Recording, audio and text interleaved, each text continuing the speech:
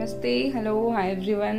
वक्त का पहिया इतना तेज़ घूमता रहा कि इतना सारा वक्त कहाँ बीत गया पता ही नहीं चला। और इतने वक्त के बाद, इतने दिनों के बाद आज मैं आपके सामने आई हूँ अपनी एक छोटी सी कविता लेके। आई होप आप सब लोगों को अच्छी लगेगी। तो देर ना करते हुए चलिए शुरू करते हैं आज की कविता। कुछ हुआ यूं जब आए वो। ये कविता एक ऐसी पत्नी के ऊपर है जिनके पति शहर में काम करते हैं और जो सिर्फ लंबी छुट्टियां होने पर ही घर मिलने आते हैं उनसे, अपने घर वालों से, अपनी पत्नी से। तो उनके मन के जो भाव हैं जब वो मिलने आते हैं तो वो क्या होता है, चलिए उसे सुनते हैं। दरवाजे पर दस्तक सी हो रही थी, मन में जैसे मिश्री सी घुल रही थी।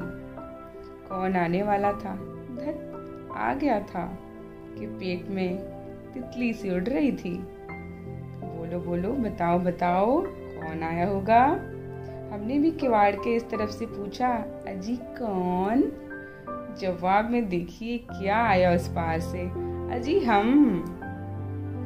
अब तो खुशी होठ तक आ पहुंची थी, मुस्कुराहट लबों पे जो टिक गई थी।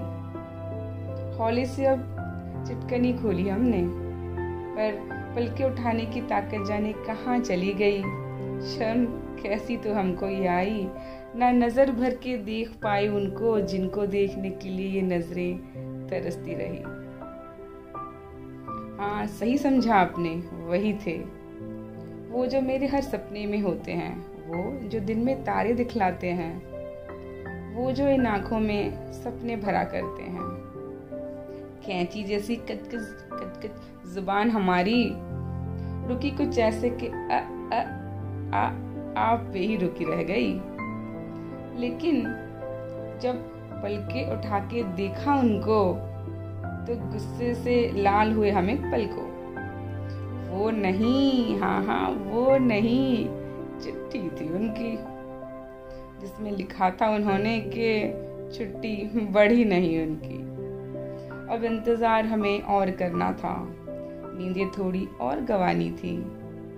2 बूंद ही सही पर टपका ही दिया इन आँखों ने, पर उन बूंदों को हथेली में समेट लिया उन्होंने। सामने आके कहा यूं कुछ हमसे, अरे पगली मेरी पगली, मजाक किए थे भाई हम तुमसे। झूठी नाराजगी तो फिर भी जताए हम, मजाक तुम्हारा तो अब भुगतोगे भी तुम। कुछ देर फिर नजरों ने बातें की खामोशी से, धड़कनें तेज हुई सरगोशी से।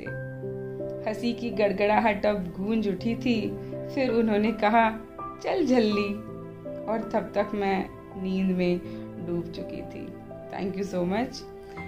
बस इतनी छोटी सी थी आज की कविता। आई होप आप सब लोगों को अच्छी लगी होगी, और अगर अच्छी लगी है तो इसे लाइक कीजिए, मेरे चैनल को सब्सक्राइब कीजिए और अपने दोस्तों और परिजनों के साथ इसे शेयर कीजिए। Thank you so much.